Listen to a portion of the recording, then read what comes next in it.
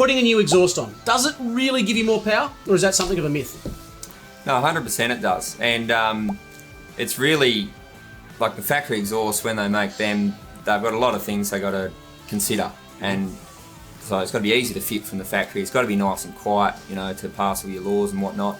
And typically that means lots of mufflers, really small pipe sizes. So by upgrading to a performance system, you're going to see instant gains in power and torque. We generally see around sort of 5 to 8%, depending on the vehicle. But pretty much every car, you put a full exhaust on, you're going to see some gains, even without any engine tuning. So the bigger the exhaust is, the more gas you're going to flow.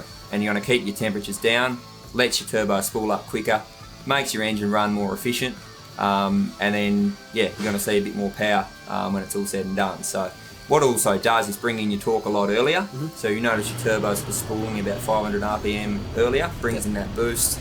You really feel it in the low down. So, you know, without any extra tuning, you don't really see big gains in the top end because you're not actually putting any extra fuel in. But you do see big gains in the bottom end, where it's allowing that turbo to come in quicker, bringing that torque in earlier. Really makes a big difference.